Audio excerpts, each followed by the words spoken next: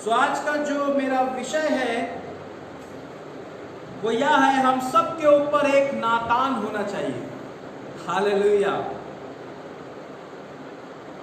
अभी तो शायद आप नहीं समझेंगे इसका मतलब, कुछ लोग, लेकिन जैसे जैसे हम वचन में आगे बढ़ेंगे आप लोग इस बात को समझेंगे। हम सब के ऊपर एक नातान होना चाहिए। क्यों होना चाहिए, अभी आपको समझ में आएगा। आइए मेरे साथ बाइबल में से निकालेंगे दूसरा सैमुअल उसका 12वां अध्याय। दूसरा सैमुअल उसका 12वां अध्याय और उसके 1 वचन से लेकर 7 वचन तक हम पढ़ेंगे। और मैं पूरी इस घटना को फिर आपको समझाऊंगा, एक्सप्लेन करूंगा, क्योंकि ज़्यादा समय ऑनलाइन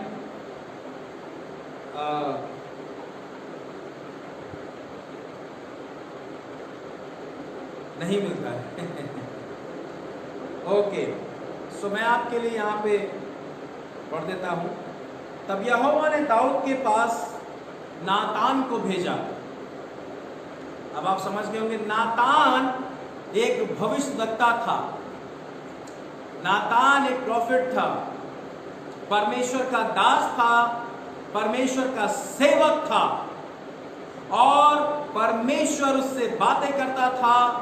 और वे बातें जो परमेश्वर बोलता था, वे संदेश जो परमेश्वर देता था उस नातान को, वो नातान का कर्तव्य बनता था, उसकी जिम्मेदारी थी कि वो जाकर लोगों को परमेश्वर के संदेश को, उसकी बोली हुई बातों को जाकर बताए। तो यहाँ पर नातान को परमेश्वर ने दाऊद के पास, दाऊद एक राजा था, आप सब जानते होंगे दाऊद एक राजा था। जो नहीं जानते हैं आप लोग पढ़िएगा बाइबल में दाऊद के बारे में, पहला सैमुअल, दूसरा सैमुअल, पहला राजा, दूसरा राजा, और भजन संहिता दाऊद ने लिखा। बहुत से हिस्सों को, बहुत से गीतों को मैं पूरा विस्तार में जाना नहीं चाहता हूँ, आप उसके बारे में पढ़ लीजिएगा। लेकिन आज की सुबह जो हम संदेश सुनना चाहते हैं, मैं उसमें ही रहना चाहता हूँ। और वह उसके पास जाकर कहने लगा, एक नगर में 2 मनुष्य रहते थे। यहां पर एक कहानी को वो दाऊद को सुना रहा है, बहुत इंटरेस्टिंग है। आप आगे आज सुनेंगे तो मजा आएगा और समझेंगे तो और ज्यादा मजा आएगा। एक नगर में 2 मनुष्य रहते थे, जिनमें से एक धनी और एक निर्धन था। धनी के पास बहुत सी भेड़ बकरियां और गाय बैल थे, परंतु निर्धन के पास भेड़ की एक छोटी बच्ची को छोड़ और कुछ भी ना था। ओके, और उसको उसने मोल लेकर जिलाया था। वह उसके यहाँ उसके बाल बच्चों के साथ ही बढ़ी थी। वह उसके टुकड़ों में से खाती और उसके कटोरों में से पीती और उसकी गोद में सोती थी, और वह उसकी बेटी के समान थी। फिर धनी के पास एक यात्री आया और उसने उस यात्री के लिए, जो उसके पास आया था, भोजन बनवाने को अपनी भेड़ बकरियों या गाय बैलों में से कुछ ना लिया, परंतु उस निर्धन मनुष्य की भेड़ की बच्ची को लेकर उस जन के लिए जो उसके पास आया था भोजन बनवाया। जो कहानी, जो स्टोरी जो नातान ने दाऊद को सुनाई यहाँ पर, बड़ी दर्दनाक है। वो कहता है एक अमीर व्यक्ति था और एक गरीब व्यक्ति था, और इस अमीर व्यक्ति के पास बहुत सी भेड़ बकरियां थी, बहुत कुछ था, लेकिन इसने इतनी दुष्टता का काम किया, इतना बेकार काम, इतना घिनौना काम किया कि वो जो भेड़ का बच्चा था उसको मंगवाया, वो भी एक गरीब से जिसके पास मात्र एक यही बच्चा था, एक भेड़ थी छोटी, उसको उसने खरीद लिया, उससे ले लिया।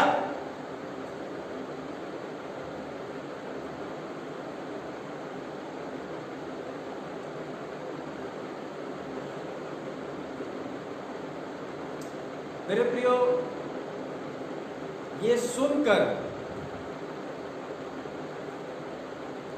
5वें पद में दाऊद देखिए क्या कहता। तब दाऊद का कोप उस मनुष्य पर बहुत भड़का और उसने नातान से कहा, यहोवा के जीवन की शपथ, जिस मनुष्य ने ऐसा काम किया वह प्राणदंड के योग्य है, वो मृत्यु के योग्य है। उसने बहुत घिनौना काम किया, बहुत खराब काम किया। उसने ऐसा नहीं करना चाहिए था। उसके पास तो कितना सब कुछ था, फिर उसने ऐसा क्यों किया? मेरे प्रियो, आज भी इस दुनिया में बहुत दुष्टता है। हम देखते हैं कई बार गरीब लोगों का हक छीन लिया जाता है। निर्धन व्यक्ति के साथ और निर्दयता होती है और सताव होता है। एक छोटा सा टुकड़ा किसी ने जमीन खरीदा, उसकी जमीन हड़प ली गई।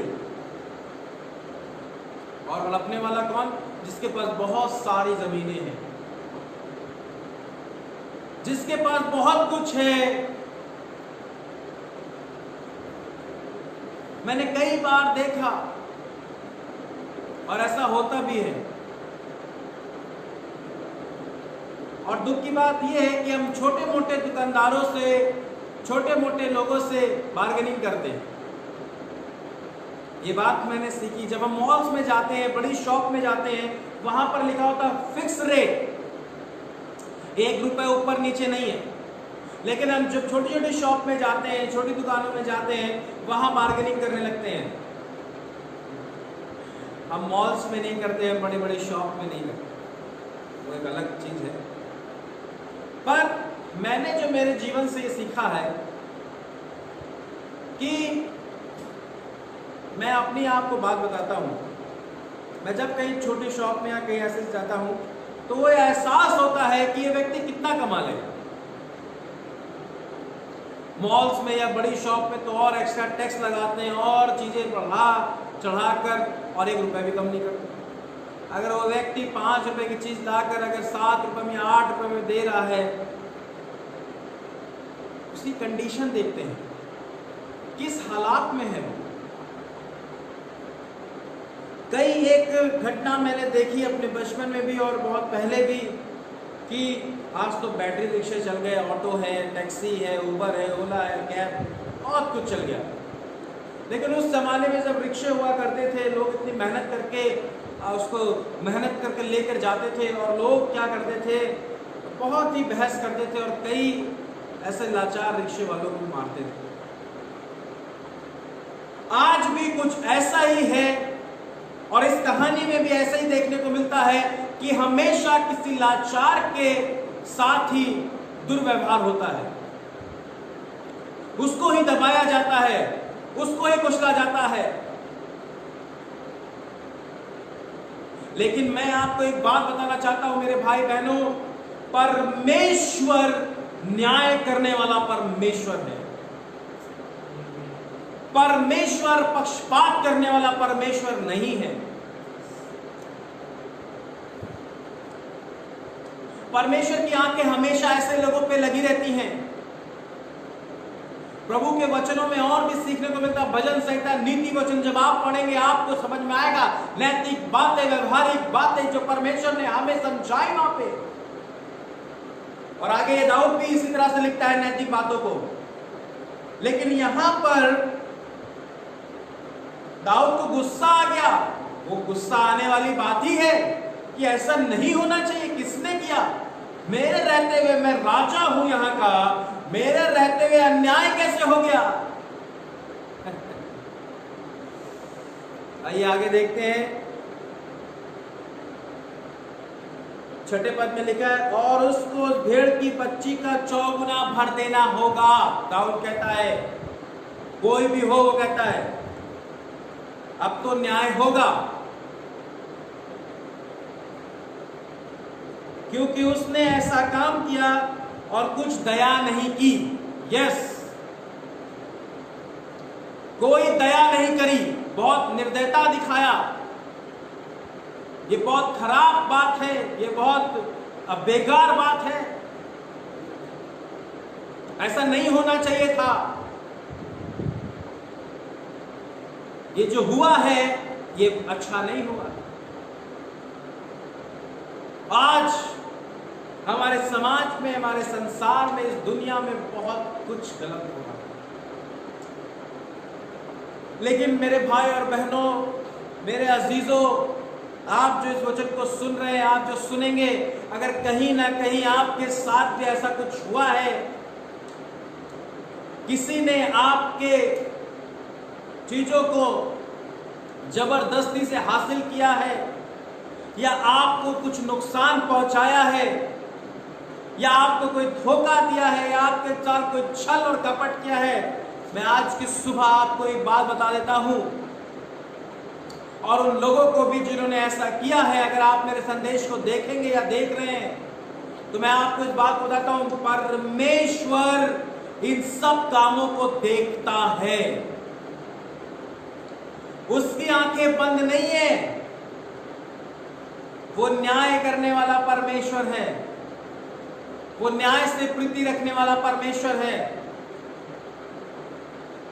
परमेश्वर कभी ऐसे व्यक्ति को जो बहुत ही लाचार होता है, गरीब होता है, जब देखता है उसके साथ अन्याय हो रहा है, वो चुप नहीं रहता है, वो उसका बदला उसे जरूर देता है, और उस व्यक्तियों को अच्छा सबक सिखाता है जो ऐसा करते हैं। आगे आप देखेंगे यही मिलेगा। 7वां वचन दिल दहला देने वाली बात को बोलता है। तब नातान ने दाऊद से कहा, तू ही वह मनुष्य है,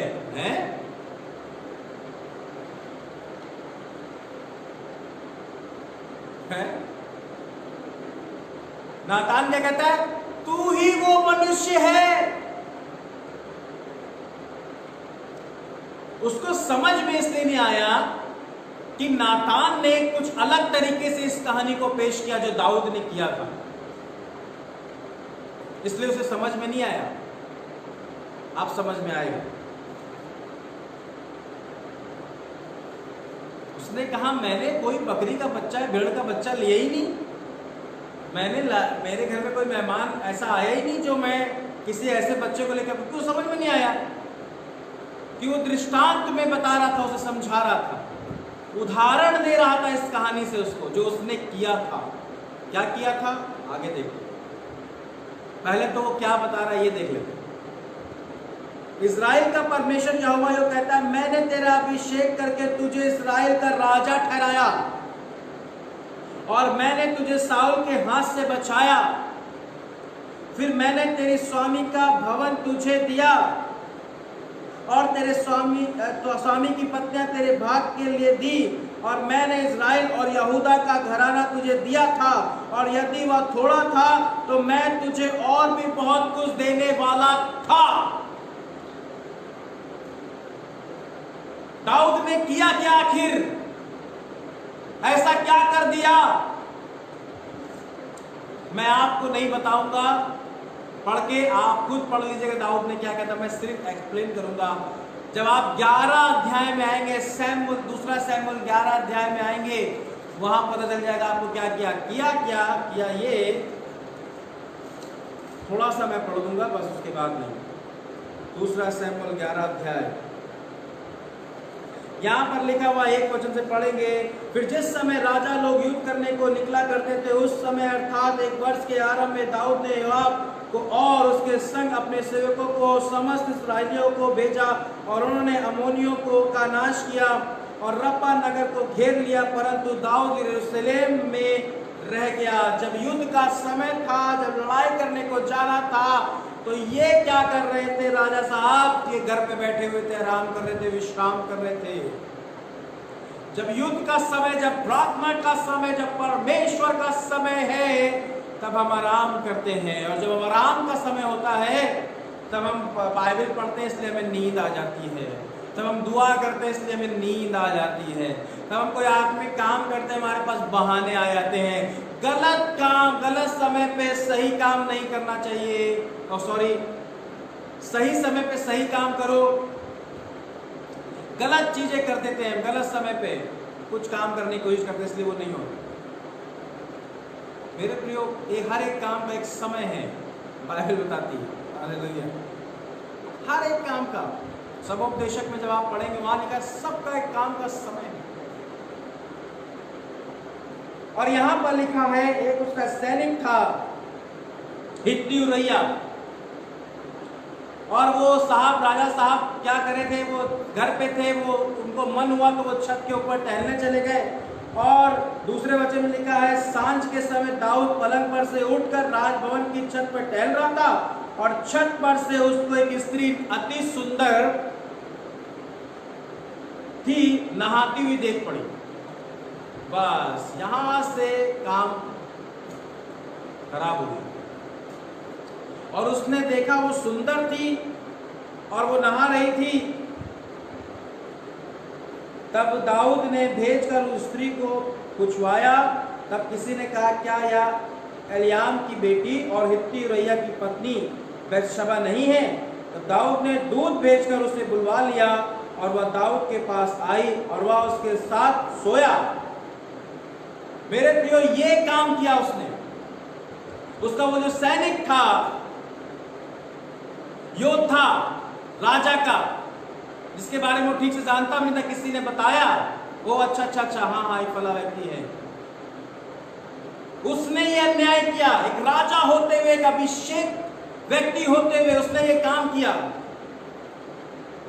और उसने 3 आज्ञाएं परमेश्वर की यहां पे तोड़ी। सबसे पहले इस काम को करते उसने व्यभिचार किया, जो कि परमेश्वर की 10वीं आज्ञाओं में से एक है कि तू व्यभिचार मत करना। उसने अन्याय किया। परमेश्वर ने उसे पूरा वैभव, राज्य, रानियां, सब कुछ, महल, धन, दौलत, शोहरत, पदवी, सब कुछ दिया था। लेकिन उसने क्या किया? उसने अन्याय किया उस छोटे से परिवार के साथ में। और वो स्त्री कुछ क्यों ना कर सकी? क्योंकि वो राजा था और सब कुछ उसके अधिकार में था। लेकिन फिर भी दूसरी बार उसने एक और गलती कर दी। जब अब आगे पढ़ेंगे, उसने एक और गलती कर दी। उसने उसके साथ व्यभिचार तो किया, उसकी पत्नी को, हित्ती उरैया की पत्नी के साथ। उसको पता था ये सैनिक है, मेरा कुछ नहीं कर पाएगा, मैं तो एक राजा हूं। बहुत से लोग ऐसा करते हैं। लेकिन आज की सुबह परमेश्वर का वचन साफ क्लियर हमसे बातें कर रहा है। हालेलुया। क्योंकि परमेश्वर एक न्यायी परमेश्वर है। बहुत से लोग ऐसा करते हैं आज। एक छोटे से परिवार को दबाने की कोशिश। क्यों? क्योंकि उनको पता है उनके पास सब कुछ है, पदवी है, रुपया है, धन और दौलत है, पहुंच भी है। कहां तक? दिल्ली तक है, ऊपर तक है, पता नहीं कौन से ऊपर तक, नहीं पता। लोग आज अपनी जुबान बंद करके बैठे रहते हैं। क्यों? उनको पता है उनका कोई बोलने वाला नहीं है। लेकिन मैं आज आपको एक बात बता दूं, आपके पास एक बोलने वाला है, और उसका नाम है यहोवा परमेश्वर और प्रभु यीशु मसीह। अगर आपके साथ अन्याय हो रहा है, आपके साथ दुर्व्यवहार हो रहा है, आपको कुचला जा रहा है, तो मैं आज की सुबह आपको एक बात को बताने चाहता हूं कि आपको प्रभु यीशु मसीह के पास में आने की जरूरत है, और वो आपका न्याय चुकाएगा। हालेलुया। वो आपका न्याय चुकाएगा। और फिर दूसरी बार जब 14 वचन में हम पढ़ते हैं, 11 का 14 से 17 तक हम पढ़ते हैं, तो वहां पर लिखा हुआ है उसने क्या किया? बड़ी चालाकी से उसके पति का मर्डर करा दिया। आप लोग पढ़िएगा, उसने बड़ी चालाकी से उसका मर्डर, यानी दूसरी भी यहां 10 आज्ञाओं में से एक आज्ञा तोड़ी। जो लिखा था तू हत्या ना करना, उसने हत्या करवा दी। उसने हत्या करवा दी।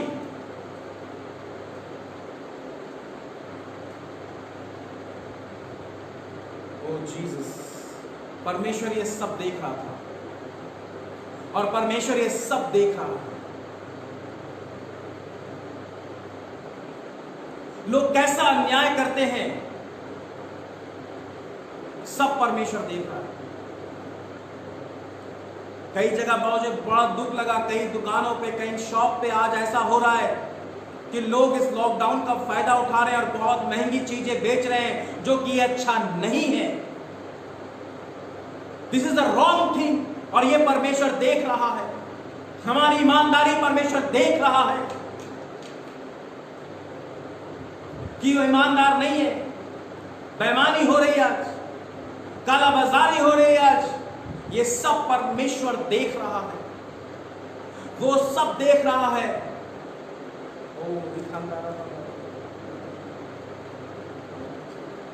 तीसरी बात, जब आप 11 से 27 में पढ़ेंगे,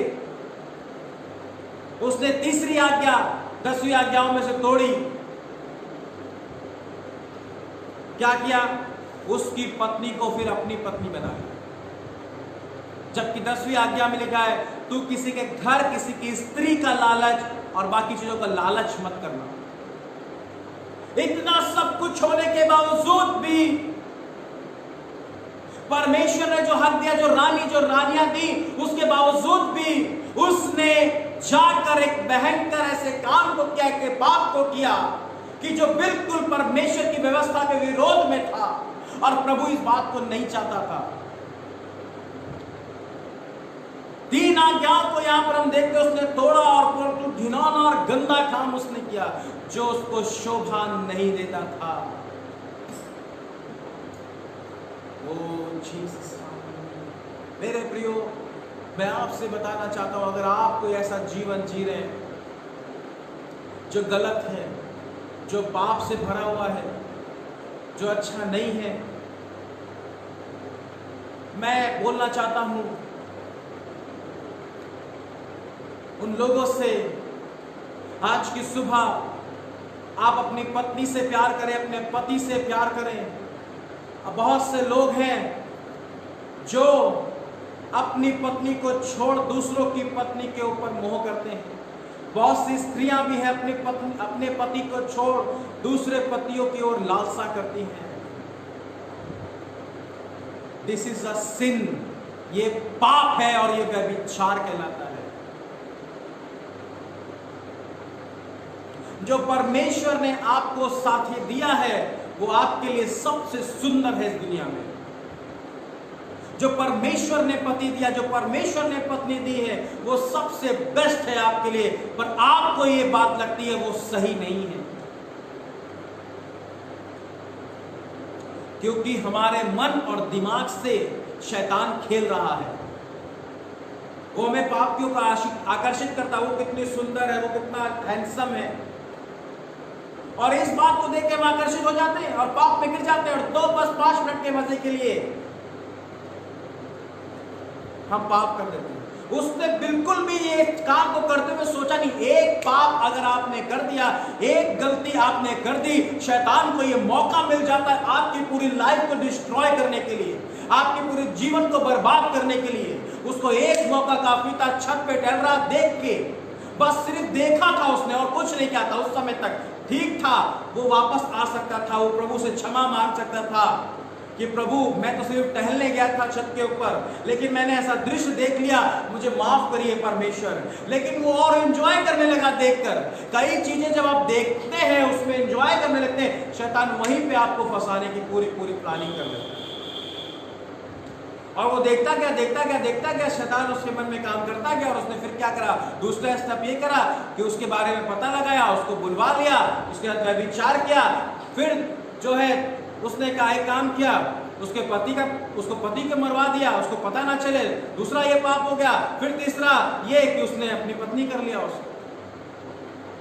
पाप पे पाप, गलत चीजें। एक झूठ बोलेंगे, 2 झूठ बोलेंगे, फिर झूठ पे झूठ। कितना झूठ बोलना है, कितना पाप और करेंगे, कितना चीजें और खराब होंगी। परमेश्वर कहता था, परमेश्वर ने क्या कहा उससे? दाऊद मैं तुझको और बहुत कुछ देने वाला था, हो सकता है आज आपके पति और पत्नी में आपस में नहीं बन रही है, लेकिन परमेश्वर आपसे इस बात को बोलना चाह रहा है कि मैं तुम्हारे रिश्ते को ठीक करने वाला हूं या ठीक करने वाला था।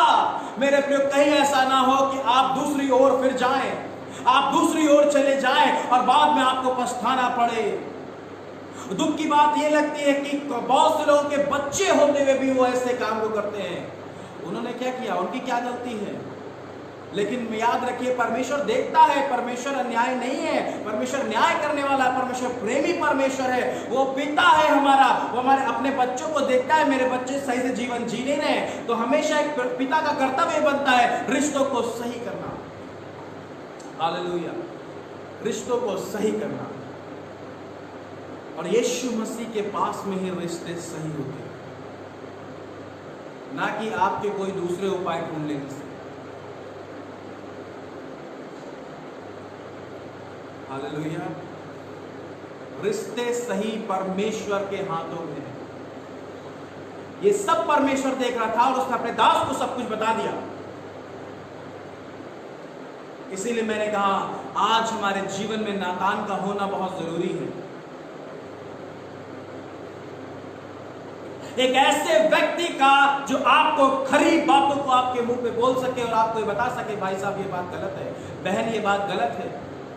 लेकिन दुर्भाग्यवश बात यह होती है कि ऐसे लोग सुनना नहीं चाहते हैं, और जब उनसे खरी बात कोई कही जाती है, बोली जाती है, वो सीधी तौर पर उस व्यक्ति से मुंह मोड़ लेते हैं। मैं आपको अपनी बात बताना चाहता हूं, बहुत से लोगों ने आज दूरी बना के इसलिए रखी है क्योंकि मैंने उनको सच बताया जाकर, ये वचन से सही नहीं है, ये वचन के खिलाफ में है। कोई मैटर नहीं, आज वो मेरे खिलाफ में है, मैं इस बात से डरता और घबराता नहीं, और ना मुझे दुख है इस बात का।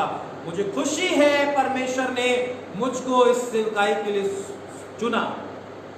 और आज भी, और बहुत से ऐसे लोग भी हैं जो उसे प्रेम पूर्वक ग्रहण करते हैं, अपने जीवन पे ध्यान देते हैं, और वो और कहते हैं कि पास्टर भैया आप हमें और समझाइए और बताइए, हमें नहीं पता, धन्यवाद आपका। और कुछ लोग ऐसे भी हैं जो कुड़कुड़ाते हैं, जिनको पसंद नहीं, कोई बात नहीं, कोई बात नहीं। नातान इस बात से डरा नहीं कि दाऊद राजा है, वो अगर इस बात को मैं ऐसे कहूंगा मेरा क्या हर्ष करेगा, बल्कि उसे पता था कि मुझको जो फरमान, जो संदेश मिला है, वो राजाओं के राजा के द्वारा मिला। हालेलुया। और मुझको भी जो संदेश आज की सुबह मिला है, वो राजाओं के राजा के द्वारा मिला है। इसलिए चाहे आप राजा हो, चाहे अधिकारी हो, चाहे कोई भी हो, मैं आपको परमेश्वर के दास होने के नाते इस बात को बताना चाहता हूं, बाइबल जिस बात को गलत बताती है मेरे प्रियो, वो गलत है, वो गलत है। ऐसा नहीं कि मैं सिद्ध हूं, नहीं नहीं नहीं नहीं, परमेश्वर मुझको भी बहुत बार सीधा करता है। यस, इट इज ट्रू, ये सच है, क्योंकि हम सबका बाप वो है और वही हमें सीधा करता है। हालेलुया। सो बहुत जरूरी है हमारे जीवन में ऐसे लोग होने के लिए, और वो लोग मैं आपको बताता हूं, वचन को लेके आना चाहिए, आत्मिक लोग होने चाहिए, परमेश्वर का भय मानने वाले लोग होने चाहिए। हो सकता है वो कोई भविष्यवक्ता हो सकता है, कोई पास्टर हो सकता है, कोई मेंटर हो सकता है आपका, कोई एक भाई हो सकता है, एक बहन हो सकती है, आत्मिक दोस्त हो सकता है आपका। लेकिन बहुत जरूरी हमारे जीवन में नातान का होना। लेकिन दाऊद की एक बात बहुत अच्छी लगती है, वो मैं पढ़ना चाहूंगा। हालेलुया। ओ जीसस, इसी 12वें अध्याय में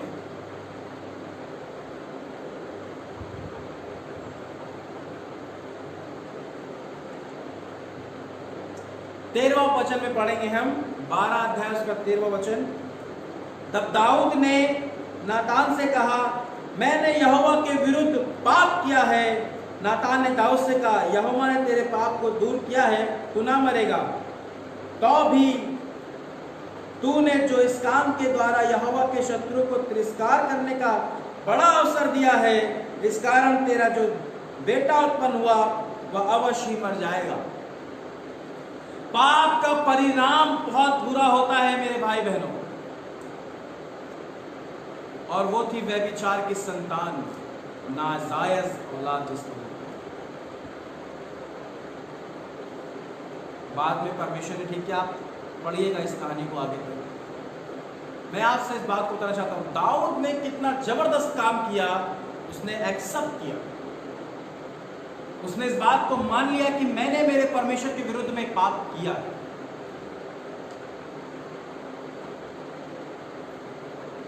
मेरे प्रियो, ये वो समय चल रहा है कि हमें मन फिराना है, पश्चाताप करना है। आज वो समय है, अगर आप कोई ऐसी कैटेगरी में है, ऐसा कोई काम कर रहे हैं, पश्चाताप करें, मन फिराएं। नहीं, जो पाप का परिणाम है वो बहुत बुरा होगा। उस बच्चे का क्या गलती थी? कोई गलती नहीं थी।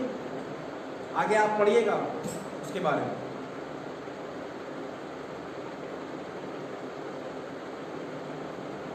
लेकिन वो बच्चा जीवित था। और भी बहुत सी चीजें न्याय करी परमेश्वर ने दाऊद के साथ, क्योंकि उसने एक ऐसा काम किया। मेरे प्रिय, जब भी हम कोई आज्ञाओं को तोड़ते हैं वो पाप है। और भी बहुत सी काम हम कर रहे हैं वो पाप है। व्यभिचार, हत्या करना, झूठ बोलना, चोरी करना, लालच करना, माता पिता का तिरस्कार करना, अपने परमेश्वर के अलावा किसी और ईश्वर की आराधना करना, झूठी गवाही देना, पाप है। लेकिन आज वो समय है कि आप मन फिराएं। पहली बात, इस वचन से हम सीखते हैं कि हमको प्रार्थना करनी है, परमेश्वर एक नातान मेरे जीवन में ठहरा। दूसरी बात, हमें मन फिराना है। जब नातान जैसा कोई व्यक्ति हमारे जीवन में आके हमें सच बताए, हमारे अंदर की गलतियां, कमियां बताए, उसको एक्सेप्ट करना सीखना है और हमें बोलना है, हमें और सिखाइए, हमें और बताइए। आज भी कुछ लोग मेरे जीवन में हैं जो सिर्फ मुझे एक बात बताते, दिस इज अ रॉन्ग दीपक, ये गलत है दीपक, ये सही नहीं है, और मैं इसे एक्सेप्ट करता हूं। मेरे कुछ दोस्त हैं, कुछ मेंटर हैं, मेरे आत्मिक पिता, आत्मिक माँ हैं, वे बोलते हैं आई एक्सेप्ट।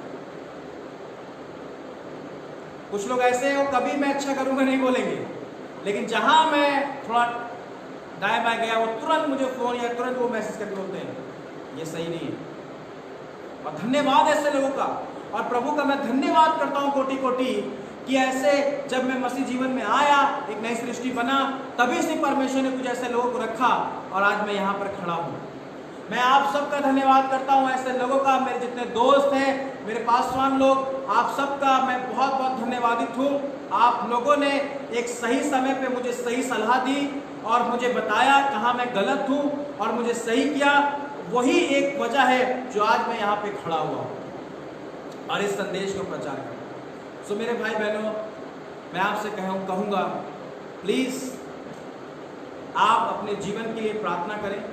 हो सकता है हमारा वो पति और पत्नी हो सकता है, लेकिन वही पति पत्नी जो प्रभु का भय माने, वो नहीं कि जो आपको फर्जी मत कहता रहे और खुद के जीवन में कोई परिवर्तन नहीं, दूसरों को नहीं। आप ऐसे मत कहिए कभी से। एक परमेश्वर का भय मानने वाली बहन, परमेश्वर का भय मानने वाला भाई, या आपका पासवान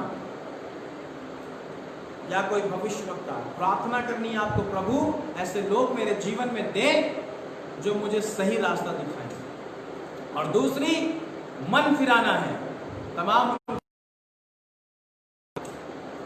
परमेश्वर आज की सुबह आपको आशीष दे इस सुंदर वचन के लिए। आइए हम प्रार्थना करें। पिता यीशु के नाम में हम आपके चरणों में आते हैं और आज के संदेश के लिए हम कोटि कोटि धन्यवाद करते हैं। धन्यवाद करते हैं प्रभु कि सच में प्रभु एक पवित्र आत्मा हमको दिया गया है जो हमारा गाइडर है प्रभु, हमारा सलाहकार है, हमारा एडवोकेट है। सबसे पहले हम पवित्र आत्मा से प्रार्थना करते हैं हर एक भाई बहन विश्वासी के लिए, हर एक लोगों के लिए, कि वो पवित्र आत्मा हमें चिताए, हमें गाइड करे हमारे जीवन के लिए, और हर एक पापों से प्रभु जी हमें सचेत कर दे पवित्र आत्मा, ये गलत और ये सही है। और दूसरी बात प्रभु, धन्यवाद करते हैं आपके दासों के लिए परमेश्वर, जिन्हें आपने हमारे ऊपर ठहराया ताकि हम सही मसीह जीवन में चल सके। परमेश्वर धन्यवाद हो परमेश्वर पिता आपका इस बातों के लिए प्रभु। इस संदेश के द्वारा बहुत से जीवन छुए जाएं, बदले जाएं, मन फिराव हो परमेश्वर, और आपके पास लौट कर आने पाए, क्योंकि पापों की क्षमा केवल यीशु मसीह के पास में है। धन्यवाद प्रभु। और बहुत से लोगों के ऊपर फिर से नातान जैसे लोग उठ खड़े होने पाए। धन्यवाद देते हैं प्रभु, सारा आदर महिमा आपको देते हैं यीशु के नाम में, आमीन। सो प्रभु का धन्यवाद करते हैं। और आपको अगर अधिक जानकारी चाहिए, जैसे मैं बताता हूँ, हमारे फेसबुक पेज पे, हमारे फेसबुक पे आपको वहाँ पे पोस्ट मिलेगा, मेरा नंबर वहाँ से आपको मिल जाएगा। आप हमें फ़ोन कर सकते हैं, सलाह ले सकते हैं किसी भी बात के लिए, किसी भी चीज़ के लिए। परमेश्वर आपको आशीष दे। जय मसीह।